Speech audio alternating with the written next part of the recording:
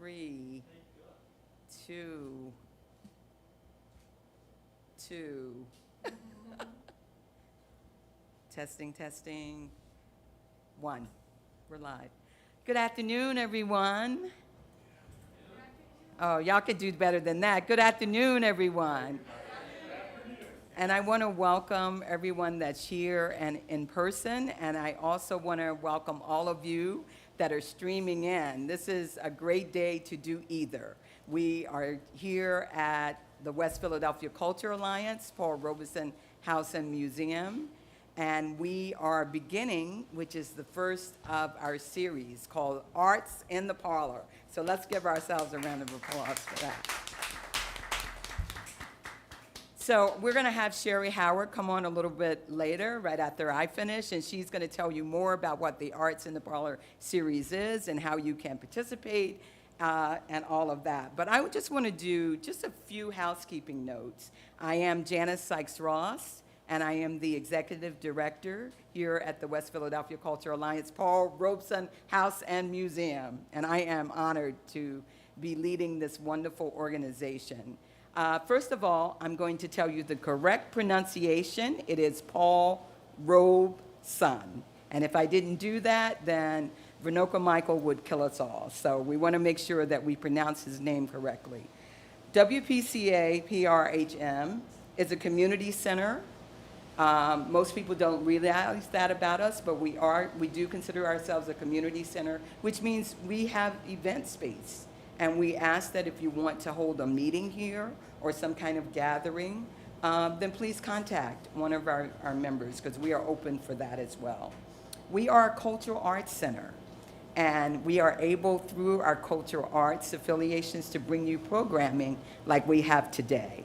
So that's where a lot of our programming is coming from. They're coming from donations, from volunteers, and from people that are supporters like yourself. And so we appreciate that support because it allows us to bring you programming for free like we have today with these wonderful musicians. These are world-renowned musicians that we're able to bring them to you in your homes, live and virtually, through programs through our Culture Arts Center. We also are the Paul Robeson House and Museum. So we are a museum. We're open by appointment Thursday through Saturday. So we asked, if you've never toured the museum, to please, go on our website, make an appointment, or just call us and come on by and see the museum. There's lots to see here.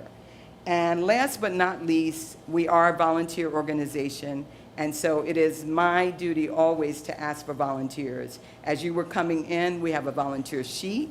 If you are online, you can go to our website and say, I want to volunteer. There's always so much to be done for small nonprofit organizations like ourselves. So get involved. You want to be involved with us. And I also want to remind you that the 125th birthday celebration of Paul Leroy Robeson is coming up on April the 9th. This is our 125th anniversary celebration, and you will hear us talking about it all through the year. We're starting today. We're starting now. And we're going to be collaborating with the other Robeson entities, and this will be an international program. So stay tuned for more information about what's going to be happening during the 125th birthday celebration. And last but not least, we are a small nonprofit, and so you know what that means. That means that we always need resources, and of course we need financial resources. So we're asking all of you that can, please donate. Again, go to our website and you'll see the big donate button as soon as you go to the website. And that means help us. We appreciate all of your support. So with all of that said, I'm going to now turn it over to Sherry Howard.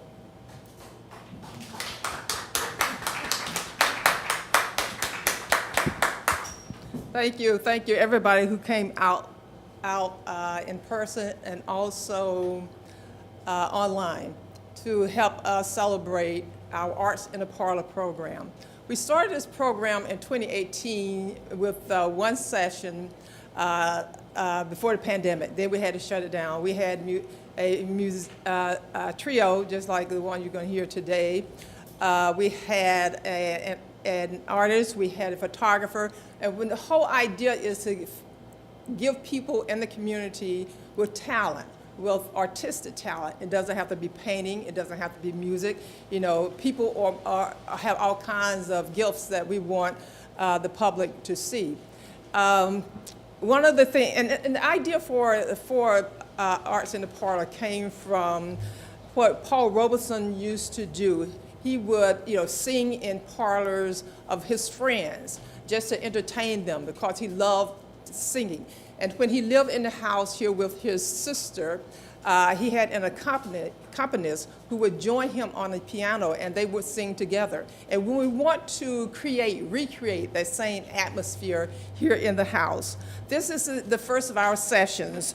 What we have coming up, we have in 2 weeks, we do them every 2 weeks, up until November. We have a visual artist, Tanya Bracey, a photographer, Raymond Holman Jr. In October, we have a Roberto Rashad who makes his own scarves for sale. And one of the exciting things that we also have is sisters interacting through stitches. And they will be making a small, nice quilt that we're going to hang in the house for Paul Robeson. And they're going to base it on Paul Robeson hats. If you see many of the photographs of Robeson, he usually wears a Stetson. We're also going to have violinist Jack Drummond, a vast vocalist Kevin Valentine, and we're going to end this Arts in the Parlor with Chef Omar Tate of the Honeysuckle Project here in West Philadelphia, where he's going to talk about food, but he's also going to prepare a meal that anyone and everyone, and we hope, will purchase beforehand, and he'll talk about that particular meal. That's all I want to say about Arts in the Parlor, because I do want to get to the music, and I want to introduce Bert Harris and his trio. Let me tell you a little bit about Bert. Bert has performed world beat, jazz, and blues for more than 40 years. He primarily performs jazz from Africa, especially the music of South African composers. And when I was looking at his bio online, I saw that one of those composers was trumpeter singer Hugh Masekela. Some of you may be too young to remember him, but I remember Grazing in the Grass. It was just a very, very smooth instrumental tune, which was hit so many years ago. Bert is the founding member of the Eye to Eye Trio and the Willow Trio. He has played with Jazz Planet, Philly Gumbo, the Melange Jazz Collective, the Dubway Reggae Band, and Rocksteady. He has accompanied Songba Orchestra, as well as Bo Diddley, South African singer Sharon Katz, and guitarist Teddy Royal of the Fats Domino Band. He was influenced by the bass line of the bassist in the James Brown Band. And everybody loves James Brown, and we're all familiar with his bands. They were some of the best bassists in music history. Brown's music makes you move, and that's what Bert feels in African New Orleans music and also jazz. This is what he has to say about playing the bass. There's so much that a bassist can do with jazz. That's one of the primary reasons I love jazz. The bass can go anywhere. You can follow it, or it can take others along for the ride. And this is Bert, and I welcome him, and I'm sure you're going to enjoy Bert in a minute. Thank you.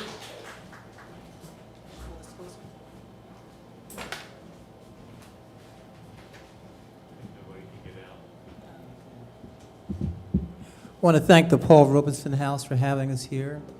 It really feels like a sacred space. Paul Robeson was such a powerful human being, active in civil rights and human rights for a long time. I want to tell you about the band a little bit. Lauren Bass on tenor saxophone, David Dubinsky on keyboards. We're going to start out with a rhythm from Africa, but you might know it more from Brazil. But we're going to start with a samba, a Cape samba, written by a South African composer named McCoy Mbruta. He's one of the more contemporary South African jazz composers. We have 2 tunes by contemporary South African jazz composers, and then we're going to go back into history a little bit with some older musicians. Okay, Lauren, take it away.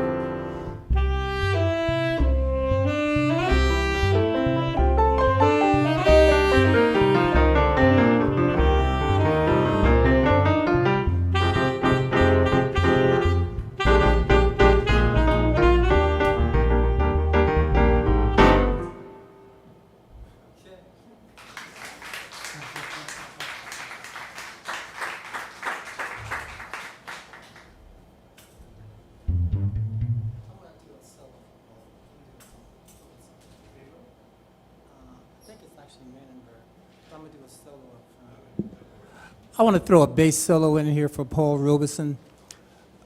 John Coltrane wrote a song called Paul's Pal, so I'm just going to do a little bit of that and then go into a tune by Dollar Brand called Manenberg.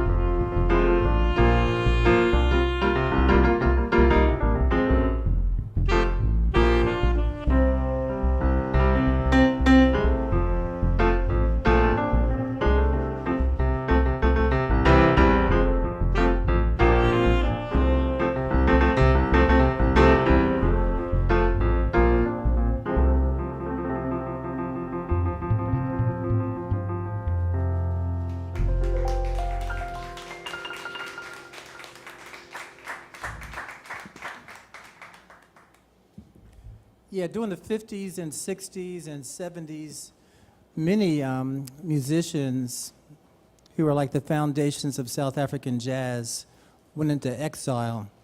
And one of the early prominent musicians who left, I think he went to Sweden first and he ended up in New York. But his name was Dollar Brand, and when he took on the Islamic faith, he became Abdullah Ibrahim. And he's still with us today. He's about 90, 95 years old. And we just saw that he was playing up at the Blue Note. So he's still still playing music. The last song we played was called Manenberg is Where It's At. And Manenberg was one of the townships in South Africa where people got displaced due to apartheid. But Manenberg, the tune became hugely popular in South Africa, sold millions of records, was the #1 jazz song for like a long time.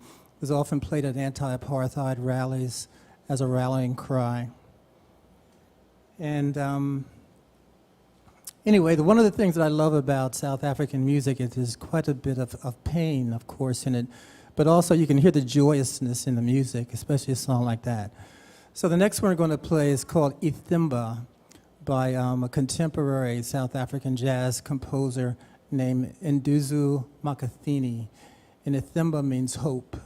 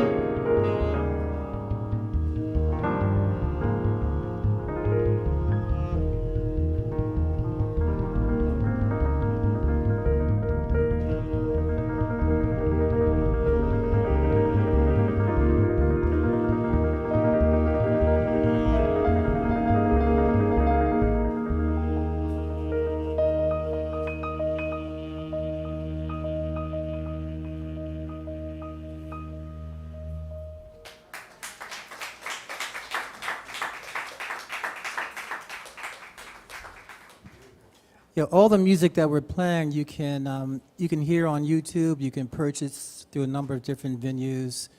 And Duzu Makathini is really like just an amazing young South African pianist. Comes to New York sometimes. He hasn't been in Philly yet, though, but look out for him. And again, that tune is entitled Hope in Thimba. The next song we're going to play is actually a song that was written in the 1950s by, I'm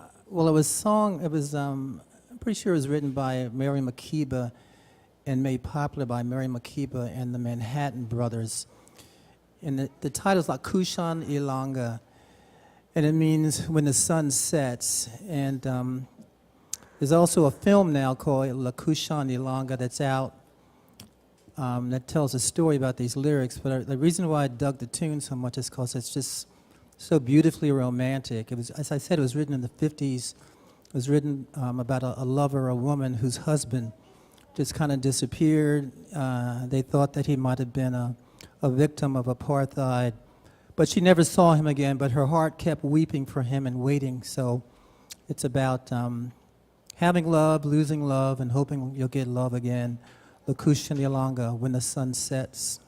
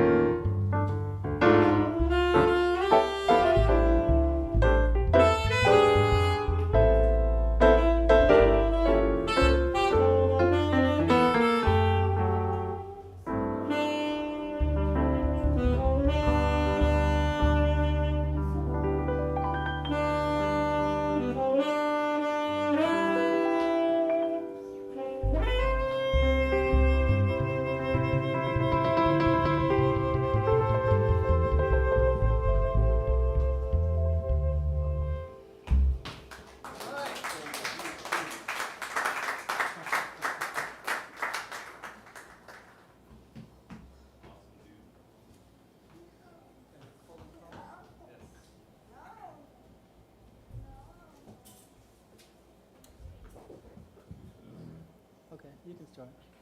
This next song is called Yakol and Como. I'm not from South Africa. I'm from Philly, so if I'm not saying these right, don't burn me. But it's the Xhosa language and Zulu language, and it's written in 1968, 4 years after the Sharpeville massacre. The Sharpeville massacre was kind of a landmark slaughter of South African blacks just trying to get freedom. And it's kind of comparable, I guess, in galvanizing the anti-apartheid movement, the way the murder of the 4 little girls in Alabama and Birmingham was in the 60s for Americans. So this tune is written by a fantastic alto saxophonist, Winston Mantunku and Zouk Ngozi. And Yakol and Como kind of translates to the bellowing bull, which kind of loosely I've read that it means like it's about the slaughter of black people, but also the cry of pain and also the survival and the struggle.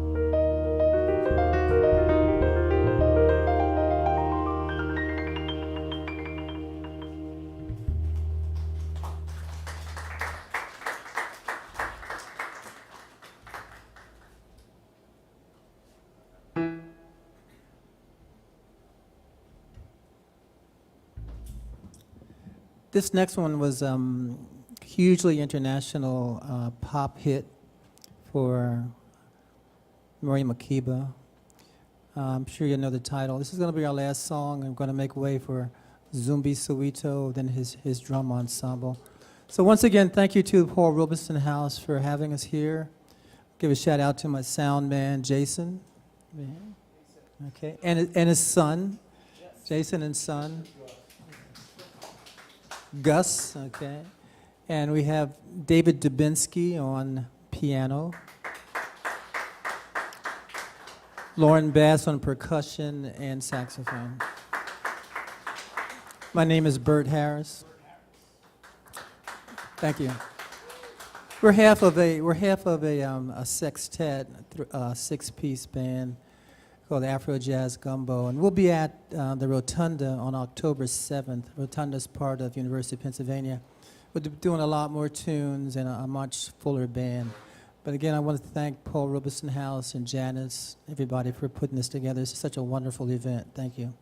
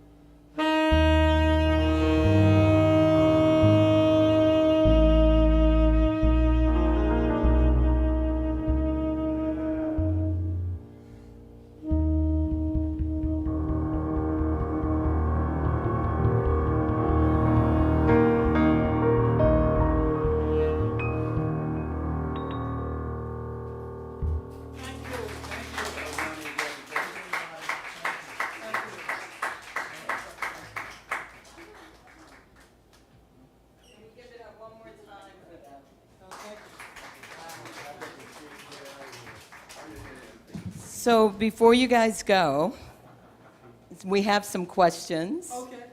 Q&A, remember? Because this is not just about listening to the music. Today was also about, I forget that we are on camera, so I need to position myself correctly, don't I? Okay, there we are. Hello, everyone out there. How's everybody doing? What a great Sunday afternoon to be able to listen to. Wow, you guys are fantastic. Thank you. Really, really. And for all of you that are listening online, we're watching you too. And everyone looks so beautiful in your African, Afrocentric attire. So give yourselves a round of applause, and also online. I know you're wearing it. So David and Jason, do we have questions? Not yet. Okay, from the audience. Do you have questions for Bert and his trio? Yes, the names of the group and individuals' names, so I can track that. Okay. Afro Jazz Gumbo. And Bert Harrison, the Afro Jazz Gumbo. Lauren Bass. David Dubinsky. So you're part of the sextet. Yes, 6 I'm a neighbor, I just live in the neighborhood. Oh. Steve Fields. Hey, nice to meet you. Nice to meet you. Thanks for coming. Part of the sextet, you said. Yeah, so we have another horn player, a trap drummer, and a conga player. And you're from Philadelphia? Yeah, all from Philadelphia. Okay. So check us out at the Rotunda, Rotunda. October 7th. So, It's in the neighborhood. Is that a little further down Walnut Street? Yes, What it is is. Down Walnut Street. It's also free. 8 to 11. And who sponsored that event? University of Pennsylvania.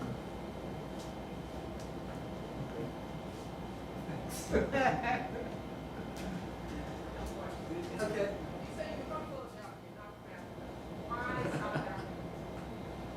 Why South Yeah, Africa? well, what attracted you to South African music? Yes. Actually, because it's all African music to me. So, Yeah, there you go. but I think I remember hearing a lot.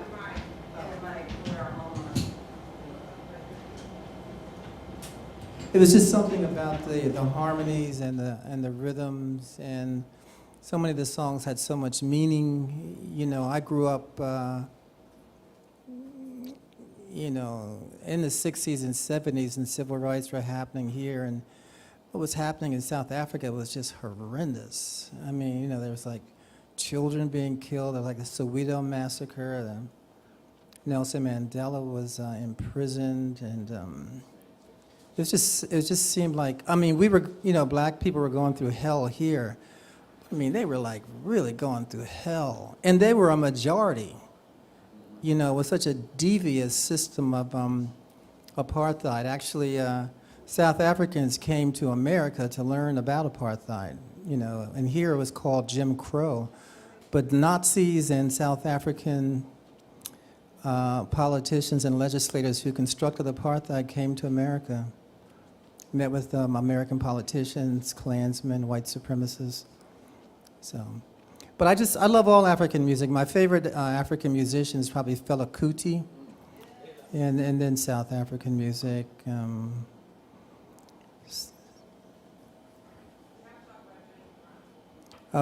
James Brown is probably the reason that I play music. You know, it's just those. Papa's Got a Brand New Bag. It's one of those. I don't know if there's a name for in music where you know where you are, the day of the week, the month, the year, the person you were with, where you hear a song and it just sticks with you. But the first time I heard like Cold Sweat, it was like, man, what is going on with this cat? You know. And then Sly and the Family Stone. Miles got into jazz kind of backwards. I got into jazz through rhythm and got into jazz through James Brown, then worked backwards. And then it turns out Miles Davis was digging on James Brown, you know, so. Okay? 2 questions from the internet. One, do you own land in South Africa? No. That would be the easy one. And Yeah. then number 2. Just bought a house in Andorra, though. Andorra, Philadelphia. And number 2, do you know any other songs by Miriam? Yeah. We do know another song, a beautiful song called Chilo Chilo, which means beautiful bird. And we did play La Kushini Ilanga earlier, but she has a tremendous discography. Mother Africa is what she called. Pardon? No, I don't. But I'll talk to you about it later. It sounds interesting. Is that a South African tune? Yes. Oh, okay, I have to look that up. Huh? I don't know it. How does it go? Give us a little. Yeah. You don't want me to do that. Yeah. She probably could. She's an ethnomusicologist, so she probably could. Yes, sir. What if, you make any connection between, let's say, South African jazz and that's kind of Cape Town jive of what you were eating, and Congo, which is like. Yeah, right, yeah. Marabi, you want to answer that? Oh, the gentleman was asking if there's connections between American jazz and South African jazz, and there's definitely connections. They were listening to us. We were listening to them. Once we could start hearing them, they were really listening to us. A landmark jazz album is called The Jazz Epistles. If you can find that, that's really like a great introduction to South African jazz. Those guys have a song called Daddy Train, Father Train and Brother Shorter, dedicated to John Coltrane and Wayne Shorter. Winston Mankuku Ngozi, who we played his song Yakola Nkomo, loved John Coltrane. But probably the greatest South African jazz musician died pretty young in the 70s. His name is Kippie Moketsi, and if he had lived, people say he would have been like on par with Train and Charlie Parker. We'll be doing some of the Jazz Epistle songs and also Kippie Moketsi songs at the Rotundo on October 7th. Do you do any music from, let's say, Tudu Kupana, from Johnny Diani? Oh man, Johnny Diani's my boy. Absolutely. Yeah, Johnny Diani. Johnny Diani was he was one who did exile to Sweden with Chris McGregor. Do you know any Chris McGregor tunes? Chris, we got to do some Chris McGregor. Huh? Oh, the Castle Lager Band, right? Yeah, we'll be doing a Johnny Diani tune October 7th. It's called "Song for Biko." Steve Biko was a young, strong civil rights activist in South Africa, imprisoned by the police and then mysteriously died in custody from head wounds. But he's considered responsible for the South African Black Consciousness Movement, which was a movement by students. You know, one of the things that you see throughout these movements, especially here as well, is like the young people, children. You know, children were really active in the American Civil Rights Movement. Children and young people were really active in the South African anti-apartheid movement. But yeah, I'm glad you brought up Johnny Diani. Johnny Diani is one of the reasons why I love South African music. Okay, thank you. Can you repeat where you're going to be on October 7th? Yeah, we'll be at the Rotunda, which is right up the street. It's at 40th and Walnut. Yeah, it's just free. There's nice. It's a nice room. And that's 8 p.m.? Yeah, October 7th at 8 p.m. Yeah, it'll be a full band, and we'll be doing a lot more songs. Some of these songs will repeat, but there's many that we're constantly learning new songs, and these guys are really receptive to it. It's taken me a long time to find musicians who really want to commit to this music. Thank you. Thank you guys so much. It was great. Thank you. Okay, we could just go on and on talking about this, but when I was listening to the music, it reminds me so much of one of my favorite quotes from Paul Robeson, which says, "Artists are the gatekeepers of truth." And we really try to continue his legacy here by having programs like this, Arts in the Parlor, because artists are the gatekeeper of truth. It's going to break down so many doors. It has broken down through so many barriers, and art art is the form that gets through, right? Do you all agree? Yeah. Yeah. So we're getting ready now for our next performance. You don't want to miss it. It is awesome. We're going to be seeing Zumbi Soweto and the Tyehimba African Drum Ensemble, and they're going to be coming up in a few minutes. So we're going to do just a very quick, short intermission. I'm going to give some housekeeping notes. The bathrooms are on the second floor. You are also in a historic setting, so feel free to look around if you've never been here before. I'm going to ask, I'm going to ask Vanoka, who's a family member and sort of the house, to come up and just tell you guys a little bit about the house. We're now, for all of you that are zooming in, we're going to have just a short video that we're going to show. But for the rest of you, if you'd like to hear more about the house and see more about the house, just let us know. Vanoka, come on up. Vanoka, she's going to tell you who she is. She can do it better than I can. Good afternoon, everyone. We're going to move forward. Just When she said, tell you who I am, well, first of all, I'm the former executive director of the Paul Robeson House. I retired about a year ago, and we brought on Janice. Now, I was volunteering, and now we have a paid executive director. So we're very pleased to have Janice to come and to carry on the tradition. The Paul Robeson House is a project of the West Philadelphia Cultural Alliance, which was started by Frances P. Austin, who brought me in, really, because she knew that I was the niece of Paul Robeson. Now, we're not blood, but you know how that is. And my family and his family were together, so I knew nothing but Uncle Paul, Uncle Ben, Aunt Marion, and I never thought, of course, back in those days when I lived across the street, that I would become the executive director here, because this was my 5th retirement. So after I had retired the 4th time, I knew that I wasn't going back to work. For those of you who are Philadelphians, you'll also know me as the First Lady and Queen, because I was the owner of the legendary Blue Horizon and the first African-American female boxing promoter in the world.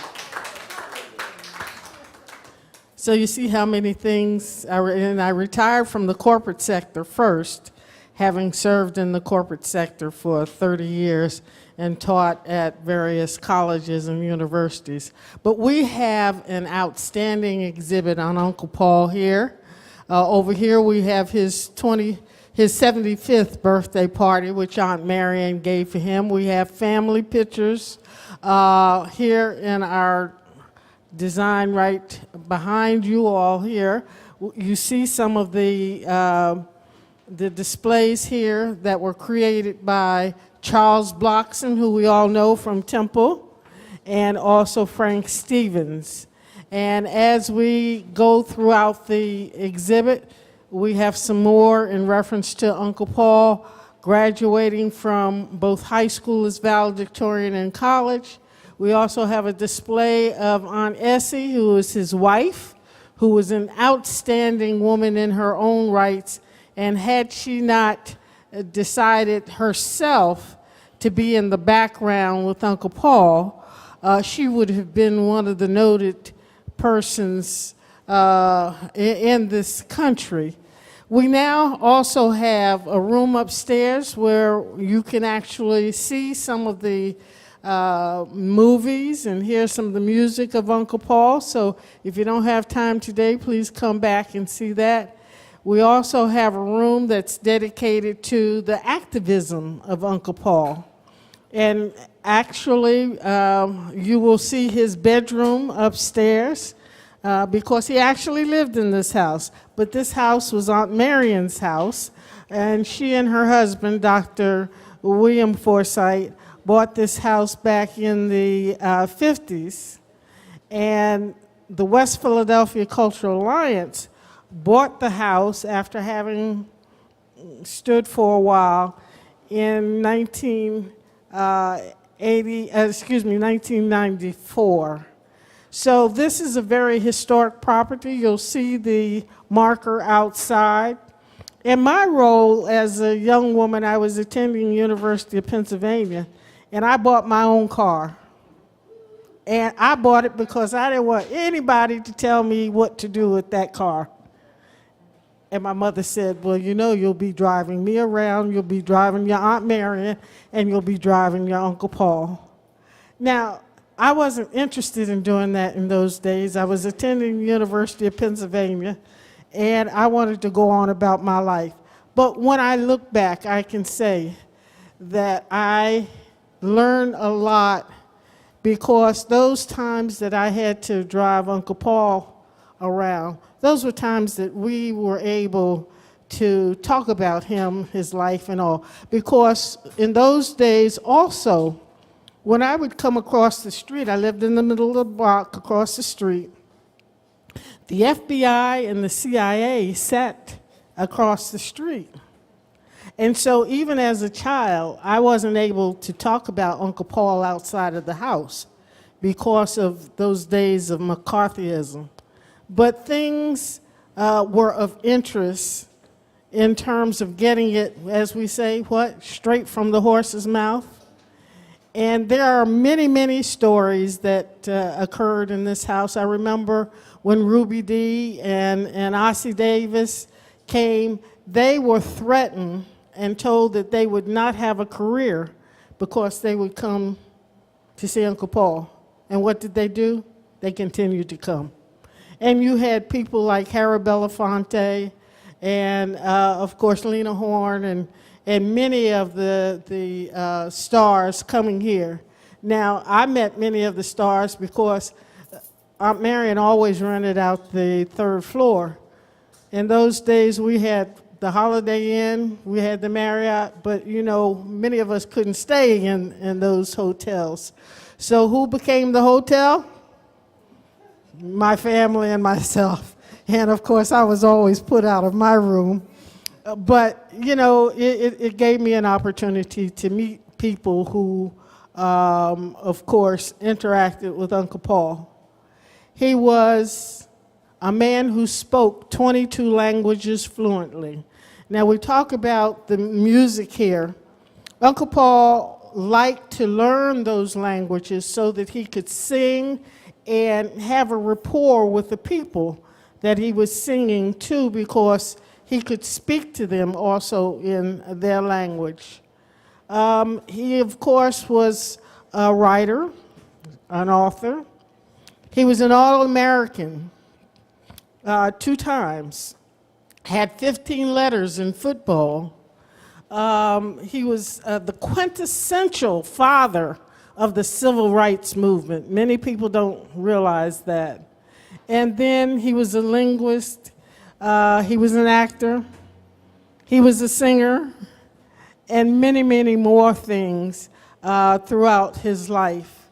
He was just a man that I would call was totally exceptional, because he seemed to excel in everything that he did. Now, luckily for him, and you'll see in the exhibit, he had a mother and a father who was a former slave, came up from North Carolina, educated himself, and went on to get 2 degrees from Lincoln University. He had a mother who was part of a Quaker mixed family. She was a school teacher, and unfortunately, she died in Princeton, New Jersey, as a result of her apron catching fire in the kitchen. And so he was motherless from the time he was 6 years old. Now, of course, in those days, the father would portion his children, and there were 5, portion his children out to members of the family. But his father wanted to make sure that they got a good education and they were raised properly, so he kept all of his children with him and saw to their raising. Uncle Paul was the youngest, and so he had a very tight relationship with his father. and continued that relationship that way until his father passed during the time he was attending Rutgers University. So you'll find a lot of interesting things as you walk the house, see the exhibit, and I want you to go online to paulrobesonhouse.org, and you can see the various documentaries that we've had occasion to do with Scribe and other documentations from the University of Pennsylvania. And we have a very close relationship with the University of Pennsylvania. And we also have a relationship with the Paul Robeson High School. And as you know, the principal of the Paul Robeson High School is the #1 principal in the country and the #1 principal in the state. And when I came here, I went to see him at the request of Fran Austin. The only thing that I recognized about the Paul Robeson High School was that there was a name saying Paul Robeson High School. But as you went in the school and talked to the students and talked to the principal, nothing was known about Paul Robeson. And I almost died because, why have a Paul Robeson High School? So what we developed just before COVID, now, of course, some things have changed because of that, but every 9th grader in that school had to come to this building.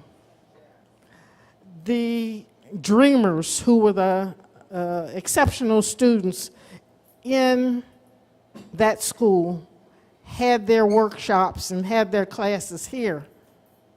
And so this school has transitioned into being one of the finest schools in the city and the state.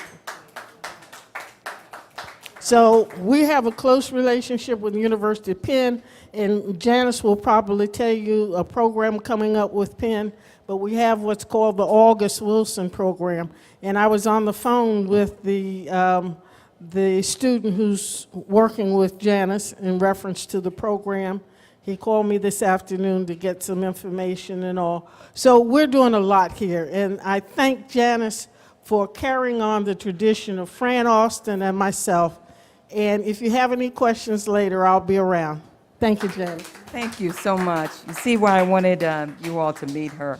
So we're going to, as I said, we're going to play a video for those of you that are joining us virtually. And I think all of you will be able to see the video also. It's called Precious Places. And it features Vanoka, and she's really kind of walking you through the house. But again, feel free to get up, stretch. Facilities are upstairs, okay? And we'll be back shortly, probably in, how long then? 5 minutes. The town I live in, the street, the house, the room, the pavement of the city, or a garden all in bloom, the church, the school, the clubhouse, the million lights I see, but especially the people, that's the true America.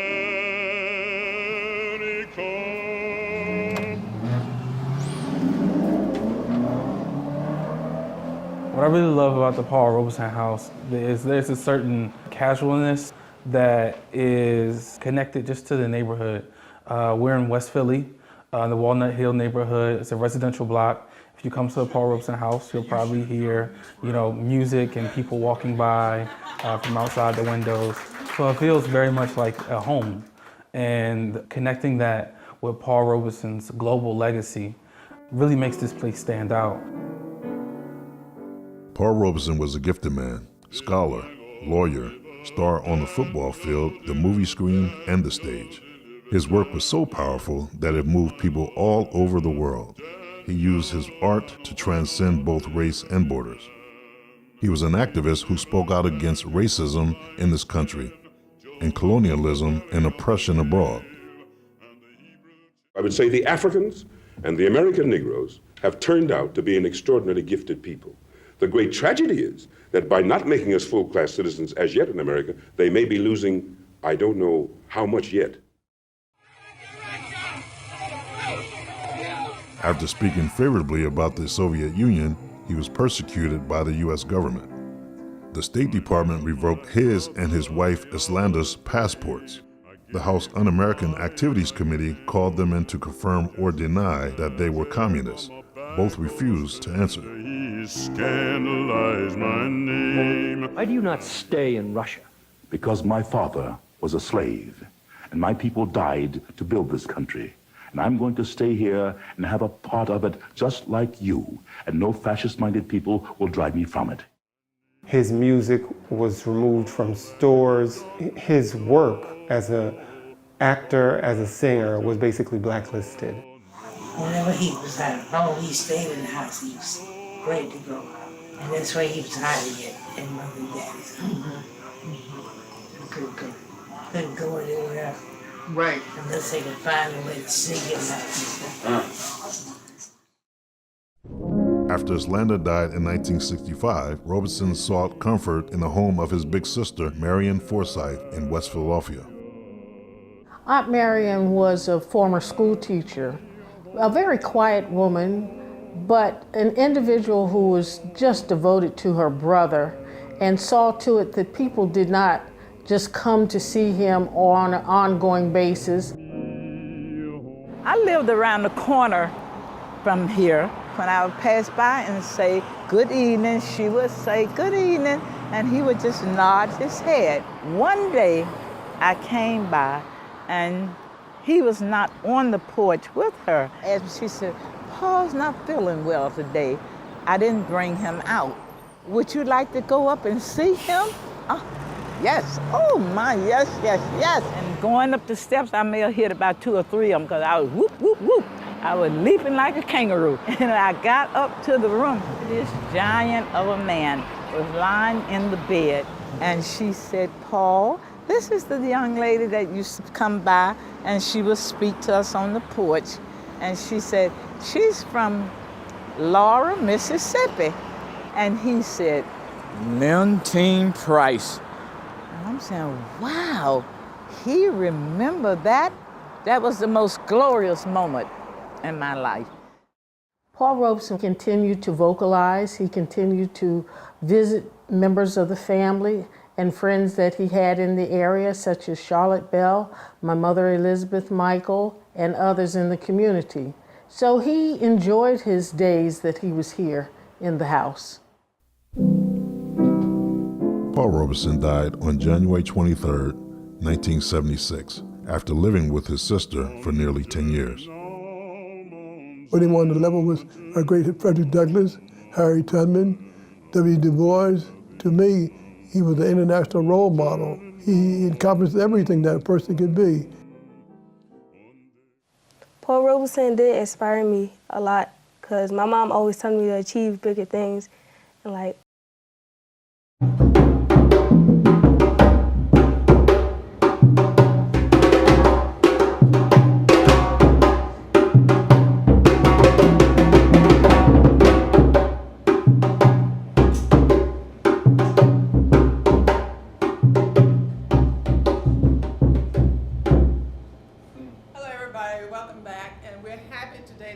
Zumbi Soweto, is Zumbi here, and members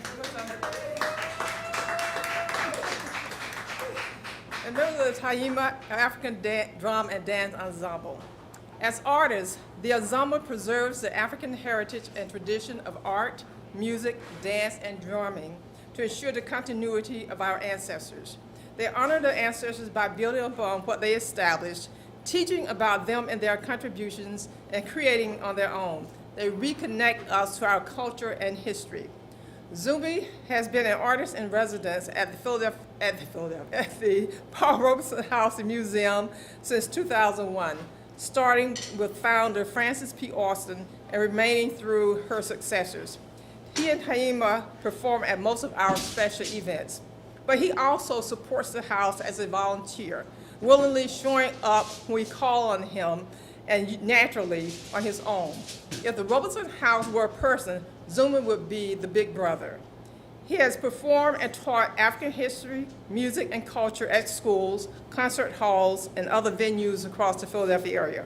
Zumbi plays traditional West African drums, which he will tell you about during this performance. I present to you Zumbi and Tyehimba Dance and Drum Ensemble.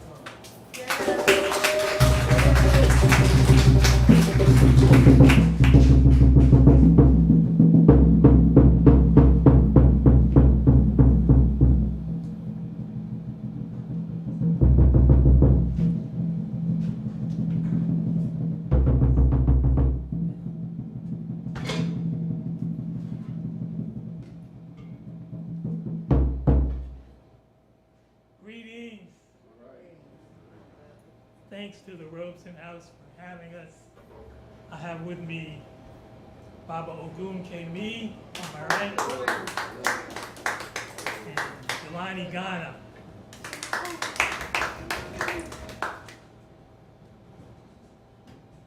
Sorry, we're live. Hello, everyone, and it's a pleasure to be here with you this evening. We are Tyehimba. Tyehimba means we stand as a nation. We share our culture, we share our energy. I have with me Baba Ogun Kemi and Baba Jelani Ghana. We want to share some about African music, the mystery, some folklore, and we're going to start with a number that we just made up for this event. And the reason is to show you the greatness of African ancestors that come from this culture. It takes just one part.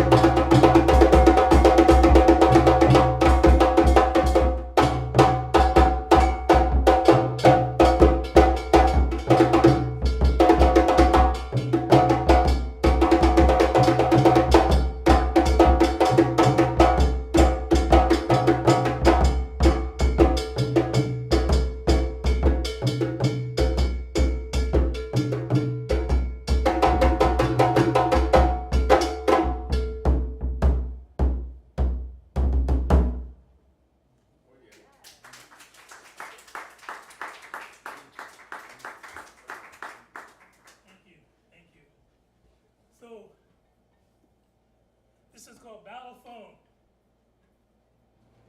2 different sizes, different number of keys. The original piano. This is djembe. Now, we want to share some folklore as well. And there's a story about the origin of the djembe from Guinea. Actually, there's stories all over Africa about where the drum came from. But there's a beautiful story from Guinea,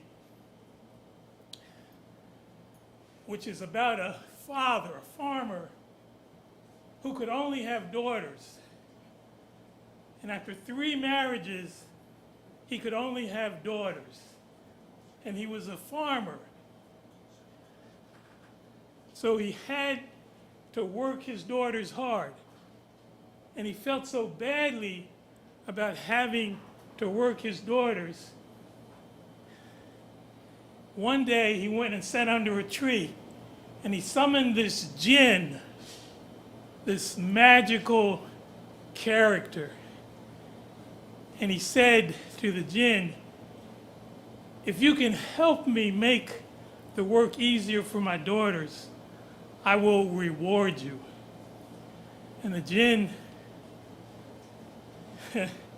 said, well, you'll have to give me one of your wives. And the farmer felt so bad for the hard work that he had to make his daughters do that he had to agree. So the jinn showed him how to carve from a tree the drum. And he showed him how to take the skin from a goat and put it on top of the carved piece. And then he gave him one rhythm.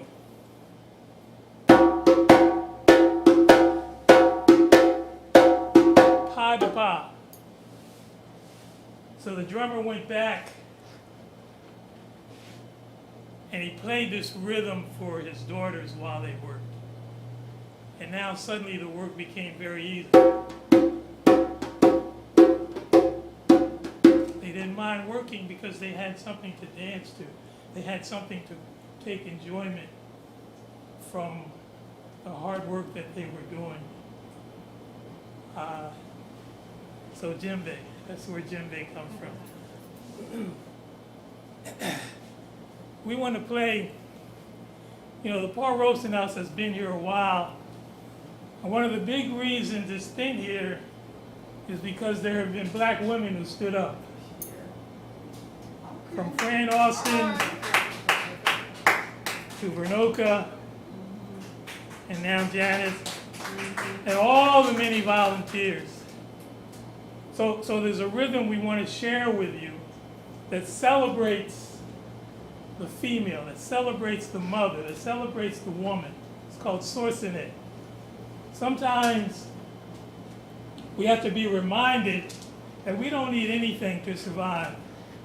So sorsene is the energy that comes and wipes everything away and makes you start over again. That's the mother, that's the female. That's the one that you can always count on. In the djembe orchestra, the mother is Junjun because it's constant. That's the mother. Father is djembe. Father, he wants your attention.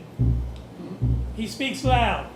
So he's going to say a lot in a very short time. And then we have the children. We have kekenee, the small, higher voice. That's the children. But mother is the constant, and mother is the one that reminds us when we go astray. So we want to play a rhythm called sorsene, which celebrates female energy.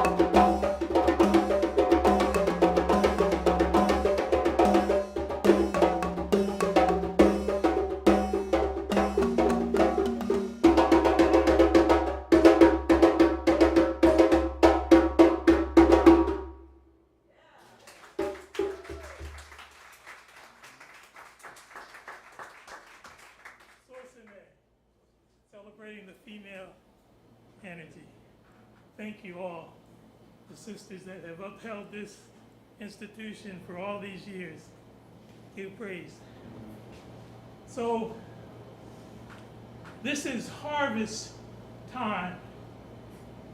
And there's a rhythm we want to share with you that celebrates the harvest. Talked about the farmer, and now it's time to bring in the crops. In Africa, we don't just play music. The music always has a purpose and a meaning. So we celebrate many things. And we celebrate the time of year when we're able to grab the crops that we've sweated to. Same thing when we fish and we bring in fish, we have rhythms to celebrate the catch.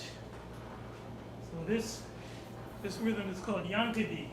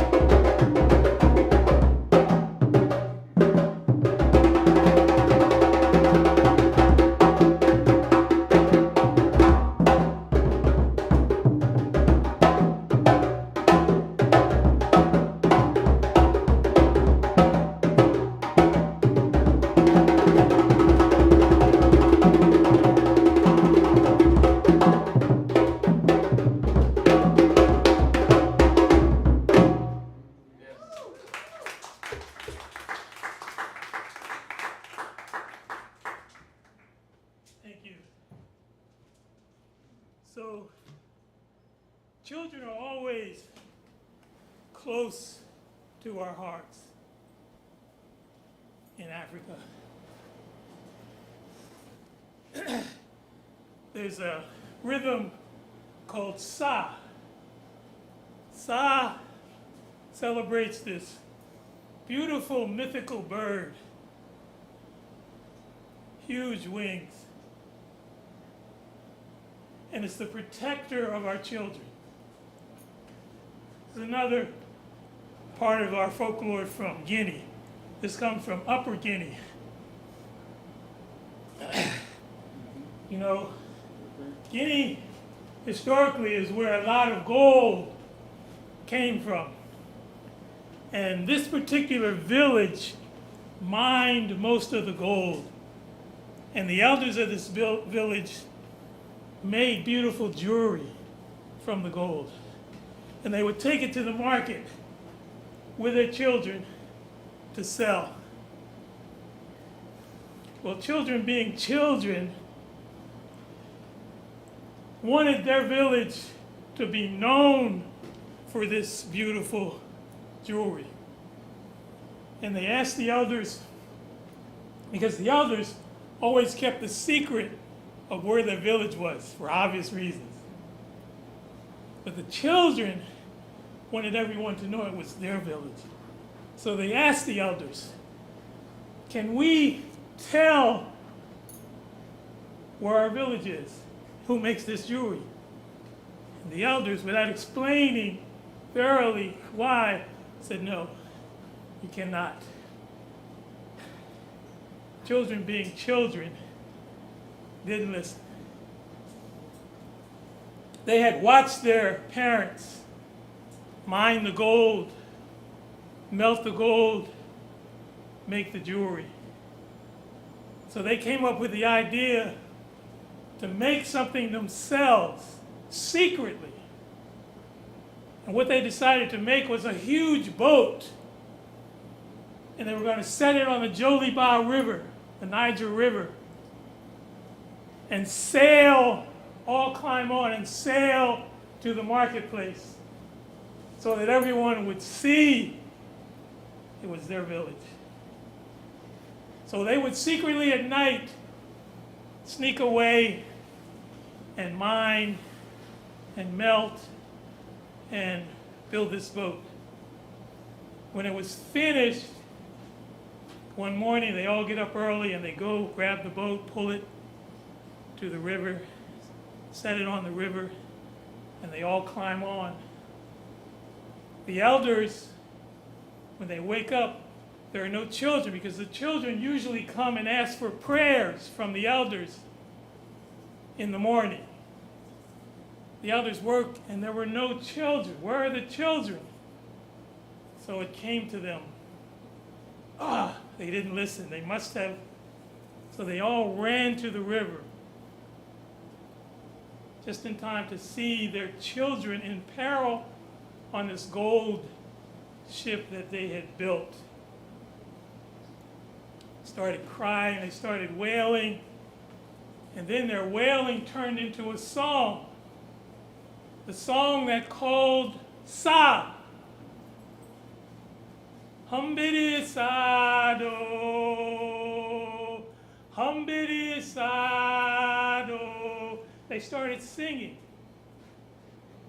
And surely enough, Sa appeared in the sky, and Sa flew to where the children were in peril. And one boy and one girl were able to grab Sa's wings. The rest of the children perished. But the village was saved because Sa came and rescued 2 of the children. So there are a lot of lessons in that story, and that's how our ancestors taught. You know, when they didn't want you to be so boastful, so, wanting to show off, they would tell you a story expecting you to learn better than if they told you in words otherwise.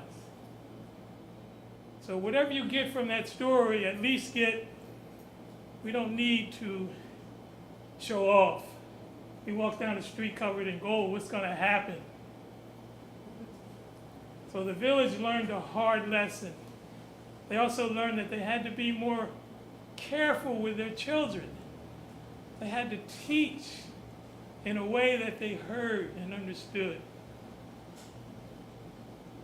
So help me sing this song. Help me call Sa. Humbidi Sado. You try it. Humbidi Sado. Again. Humbidi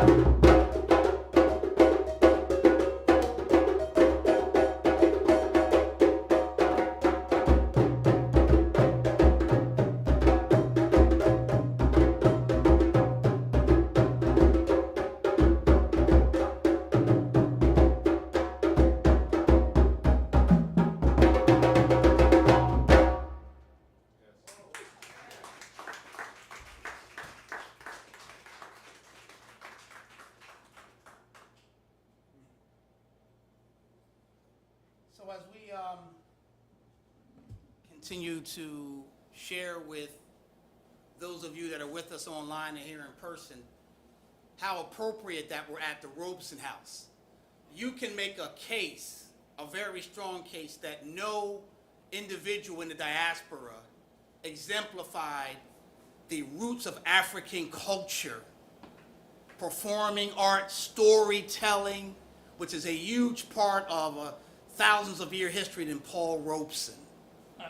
You know, when you think about the incredible arts, and oftentimes when we look at other communities and we sometimes see on the surface, you know, success in other industries, and we say, you know, sometimes why does it seem like our students oftentimes are so enamored by the performing arts and the theater arts, is because those of us, you know, in the diaspora come from cultures and communities with literally tens of thousands of years where the arts, the storytelling, the jalets, the griots, the singing it's rooted, it's almost in our spiritual and our cultural DNA.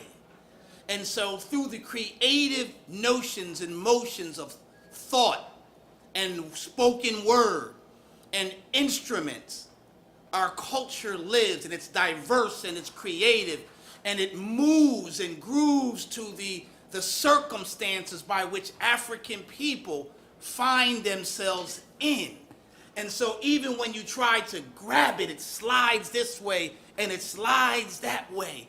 And Robeson was an exemplary example of how powerful and how strong, how long-lasting, but how dignified the theater arts were. And so as we see the challenge in American society, particularly in the educational enclaves, particularly here in Philadelphia, when we see that industries have moved away from places like Philadelphia, leaving the school districts strapped and having to make incredible decisions on what kind of educational experience we will give our children. The challenge that we have as parents and grandparents, aunts and advocates, is we cannot allow the arts, the music, and the creativity to escape our children. Even at the college and university level, we need the arts, and everyone, every scientist and social science says that there's a direct correlation between academic success and the creative and performing arts. It has no parallel in human history, and particularly for those of us of African descent. And so when we think about the drum, Robeson exemplifies the drum, its majesty, its beauty, its power, its dignity, and of course its consistency, despite all of the various changes that we see happening in society. We saw that old man river. We saw that emperor stand strong in the course of history. And that is where Robeson sits at today. And so the choice is ours. Do we allow our children to persist in this society without being connected to music and what it can offer? Or do we make a decision as parents and grandparents and aunts and uncles to find a way? And so here with Tyehimba, under the direction of Zumbi Soweto and Ogu Kemi and many of us, we have chosen to root the musical and performing arts experience in Africa, but not just leave it in Africa, because the African people are not simply in what we call Africa today. And so in the musical manifestations that we see in hip-hop and in jazz, that we see in reggaeton and reggae and plena and samba, soul and jazz and funk, and all of these Afro beats, you can see Robeson sitting on the mountain, strong, and oftentimes with his hands like this, because you know he's wondering now what they gonna do with this, because sometimes it moves a little bit too far to the left. You know, when he's sitting back with his deep voice, with the music, but also with the performing arts and the theater arts, and said, okay, young people, what are you going to do with this? Because, oh my God, it looks like it may be moving over here to a wrong side. But it's our responsibility. And so here with Tyehimba, under the direction of Baba Zumbi Soweto and Ogu Kemi and so many of us, we have decided that we want to reintroduce music and the performing arts and the theater arts, particularly, though not necessarily exclusively, through the drum. Why the drum? Because while all cultures, all people have drum cultures, you can make a point that in Africa, the drum roots us all. And so even when they tried to outlaw the drum in the Spanish and Portuguese colonies, in the Arab colonies, long before the British came in and the French came in and the Italians and the Germans, these African people adapted. And so did the drum. Zumbi talked about the djembe.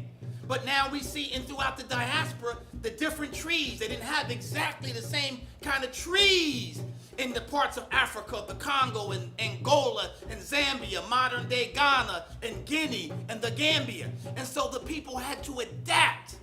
And they found new trees.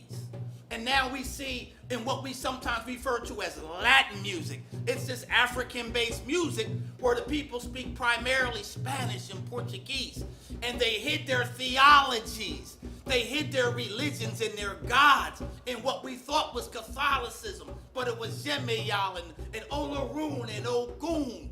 And in the Palmares Hills, the Maroons of Zumbi in Brazil and Sal Bahia, in Yanga, in places like Albuquerque and Guerrero in Mexico, in the Palenques of Colombia, in Loíza in Puerto Rico, and all of those places like Cuba, and the African began to create different rhythms, different sounds, the creation of the bongo and the congas and the bata. Even in places like Dominican Republic and Haiti, Trinidad and Tobago, we took those oil pans and we created those steel drums, and the music still lives. And people like Robeson sit on top of the mountain and says, well done, my children. Well done, my children. So today, in honor and being in the house and having the spirit of Paul Robeson and his ancestors on his mother's great-grandmother's side and his father's great-grandfather's side. Today with Tyehimba, we celebrate the drum and we bring this experience with the accompanied balafons and the bells and the sekeres, because as Robeson looked upon music, he saw the family in all of her splendor and all of her magnitude. So as we depart and as we leave this wonderful place, when you take Robeson with you, you're taking majesty, you're taking royalty, you're taking legacy, you're taking power, you're taking grace, you're taking scholarship, you're taking all the fine things, but don't forget about an emperor. Don't forget, he was also a warrior. He was also a purveyor of truth. He was also a scholar. He was also a historian. He was a great orator, storyteller, and he could sing with the best of them, arguably having no parallel in the diaspora. This is the legacy of Paul Robeson. This is the drum by Tyehimba. This is our story. We thank you for sharing this with us, and we give praise and thanks to the great, the mighty, the majestic Paul Robeson. So in his honor, we're going to play a rhythm, djembe. We're going to play a rhythm that's a warrior rhythm called Dudumba. Dudumba, originally, the men would come together, and to this rhythm, they would dance against each other. Rather than fighting, they would dance. So Dudumba, now Dudumba is dance performed by men and women, but it's a warrior rhythm. And when you hear the rhythm, you'll feel them fighting in dance.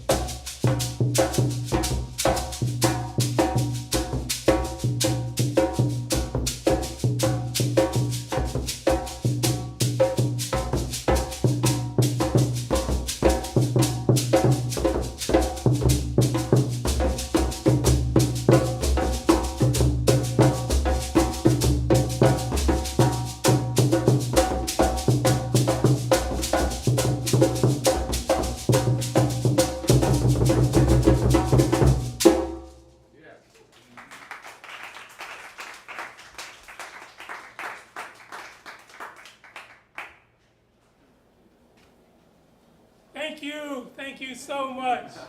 And turn it back over to our host here.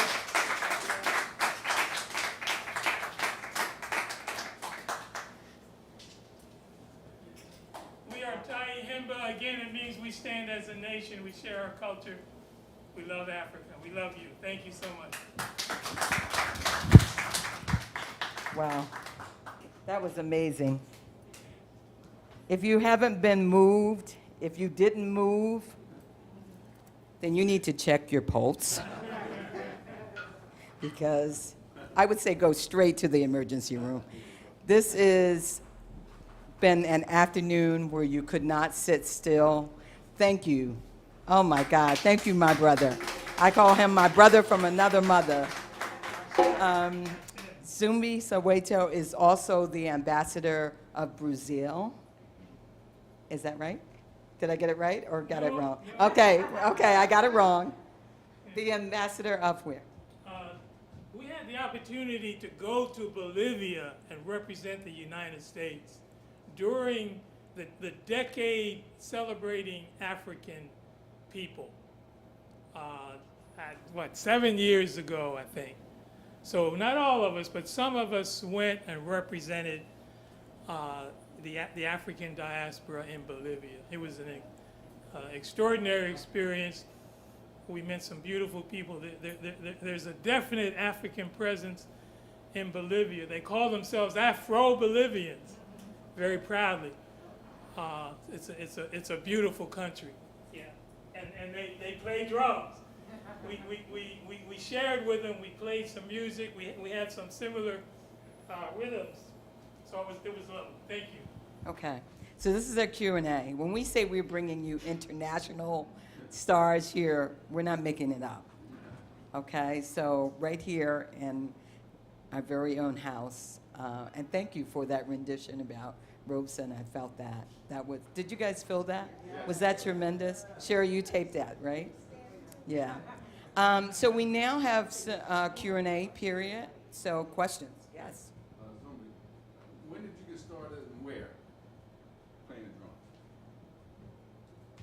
I got started very late. My sister and I owned a store on South Street called Stiltwalkers back in the late 80s, 90s. And at that time, I didn't play drums. I always wanted to, but I didn't play drums. We started selling drums. And I decided I wanted to learn. So I used to bring, and also we started, we developed a relationship with the schools who wanted music. That's back when I met this young man. He had an African-inspired wedding back in. Oh boy, you better get that one right.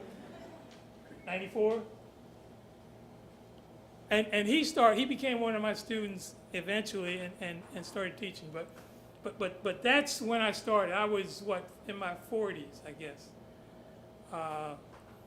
So it's never too late. It's nice to start as a child and really learn from the beginning because there's certain protocols when you're in Africa and you come up in the culture. There's certain protocols. You might play one rhythm for a year and nothing else because they want you to feel it before you play it. They want you to sing it before you play it. We take a lot of shortcuts here, and our music suffers from it. We can catch up and we can get there, but the protocol is important. We don't really understand this as a science, but it is. The whole process, rites of passage, it's science. We don't necessarily understand the science in the rhythm, but the rhythms work together for a certain reason.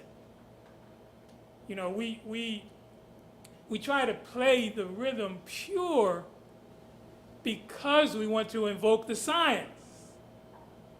You know, if we start playing a particular rhythm and then it becomes something else, the science of lamba is no longer there. It's something else we're invoking. So we try to play what we intend. Hope I answered your question. Took me there. Yeah, yeah. You know, it's never too late. I used to beat on the table with pencils and whatnot when I was young. But I never felt like I had rhythm until I started playing. So, yeah. And the process facilitates that. The process that you go through, regardless of who your teacher is, for the most part, because you don't just learn this drum, although a lot of people just want to play that drum. This drum is just as important because you feel the djembe more when you play this. This is the drum the dancers listen to. Dancer doesn't even listen to the djembe. The dancer listens to the mother. Their steps work off of the mother. You know, the djembe will accent the steps after they're taken, but this is what the dancer follows, and you learn all of that. You know, you learn all that. Thanks for the question. Okay. All right. Since we have no more questions. Oh, okay. Bert.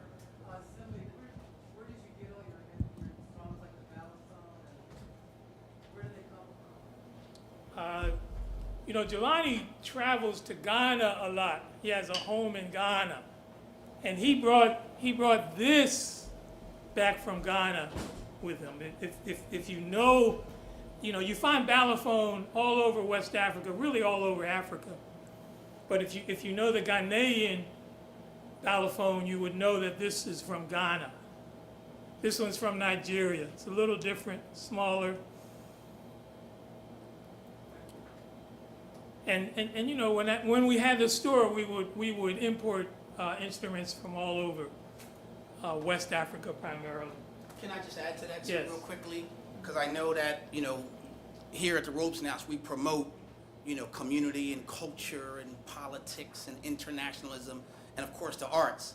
And I know at some point in the future, we'll be doing a drum exhibition, if you will, and some storytelling and show some of the various drums and their transformation throughout the diaspora and things like that. So I would say to everybody that's online, watching, and of course those of you that are here to continue to support the Robeson House and stay in tune to the emails that come out, because they'll be talking about other artists, and we'll be among some of those where we'll do kind of maybe a part one and a part two, where we'll really go back in time and talk about the ancient roots of the drum, some of which Brother Zumbi mentioned today, and then we'll take it all the way across the Atlantic and the Pacific and its adaptations. We'll bring some in so you can kind of see what they look like, and it'll be really, really cool to kind of hear, how they make the manifestation, because it is important, Baba, what you said too about the science, if you will, of music and those things. And it's very interesting now because we were into this kind of holistic thing that they used to say was juju, and a couple, go out, that's no good. Western medicine is all that. But now they're beginning to do things at universities called what? Music therapy. You know what I mean? Where now they get the PhDs, like, our great-great-great-great-grandma was telling you that, she didn't go to, Notre Dame or Howard University, but she knew, what music could do. And so now you're starting to see some of those things make themselves manifest in many institutions across the country. So there's a different types of play that we'll talk about when we have one of our sessions about music, for the ear and for the, the dance, even commercial. But then we'll also talk about the science, because it can unlock certain things about you and your ancestry and your legacy that, will really surprise you. So it's not simply commercial or just playing it to have fun or to hear it. We like that, but it can unlock some other things. And when we come back as part of some of the Robeson exhibitions, we'll share some of that with you. And actually, to your question, Bert, in Ghana, it has a different name. Jelani, do you remember? I can't recall the name, but balafon, they call something different. It may come to me later. One for the internet, and this might be more for you, Jelani. What are some of the instruments you encountered while in the motherland? So human beings are amazing. They're creative, and so they imitate sounds with whatever they can find all across the country. So from rocks to sticks, you know what I'm saying, to shells with fish or bird eggs. You can see the calabash and all of those things here. So, I mean, you know, I've seen all kinds of things, you know, that are utilized for instruments. Everything can be an instrument, you know, from a Coca-Cola bottle, you know what I'm saying? So everything. So I've seen, obviously, the balafon, as Zumbi said, this comes from Ghana, West Africa. But when you see some of the drums of various trees, the different skins, you know, from antelope and various forms of deer to alligator, you know, some of the species now, we're careful not to, you know, to hurt the species, but, you know, so we see goat, you know, and lamb and things like that. So all kinds of different things. So from all kinds of drums to the kalimba and the horns, you name it, everything can be an instrument, and things are utilized, they're not wasted. And this is a go-go. It has a low tone and a high tone. This is sekere. It's a gourd with beads.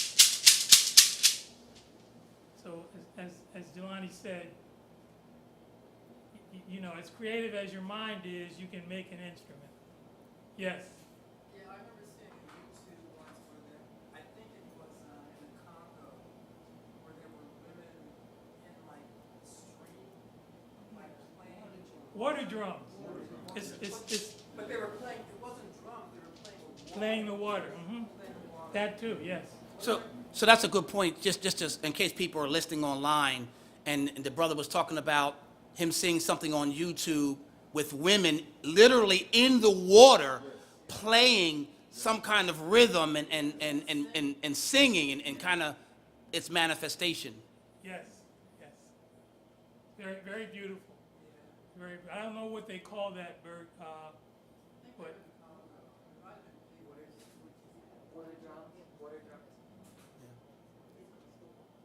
I mean, you think of they also have water drums, which are larger gourds. They put in the water upside down, and they tap it either with their fingers or the hand. Sometimes it's played with small sticks. It's a beautiful sound. And just keep in mind that we're talking about a massive continent.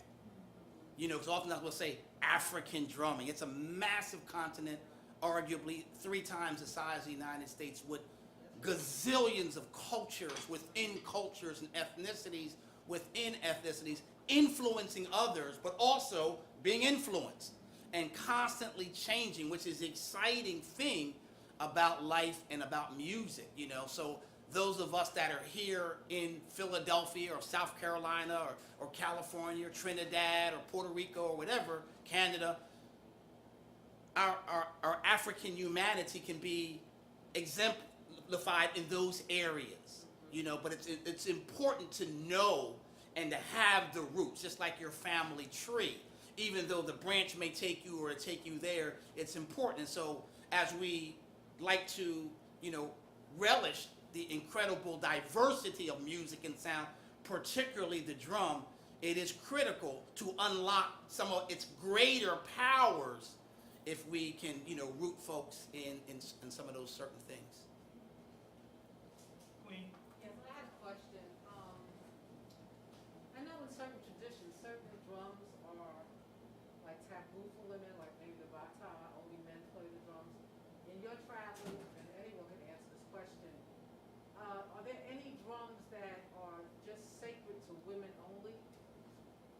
So let me just repeat the question, because I'm not sure if they can hear it online. I think this mic might be in online. And we were talking about women in drumming and understanding that there are, or if there are any drums that may be exclusive to women or sacred to women. Oftentimes, do women drum? Is drumming just a men's thing? What does all of that mean? And are there some drums or some drum communities where they are exclusively women? You know, could we speak to that? Bobby, did you want to talk about that? There are drums that only women play. Our partner is Camara Arts, and Sister Angela, who is herself a drummer, talks about that all the time. I can't really tell you specifically the culture that is, but I'll get that information. It'll, because she's gonna join us in one of these, but it certainly will be available in the future. But women play drums. For a long time, it's been said that women don't play drums, but it's not true. Women, sisters play djembe. Yes. You know, sisters play June and songba while they dance. They carry the drum. It's very much a part of the tradition, and I wish I could think of a country where there are some drums that only women play. Women usually play the water drums. When we have performed with water drum, we usually have a sister play that drum for that very reason. But there are other drums. Very good question. You know, let's talk a little bit about the physicality. What effect does this have on your hands over the years? So talking about the effect of drumming on your hands, and, you know, does it hurt? You know what I mean? Do you get an arthritis? Like, what does that all mean? Those physical things. Yeah, you have to take care of your hands, no question. Djembe is very gentle on your hands. There's some other drums that are not. Kunga is a much thicker skin.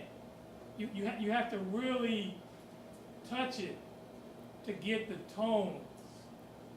Djembe is a goat skin, or antelope, or something similar. It's thinner, and you don't have to butt touch it to get your tone.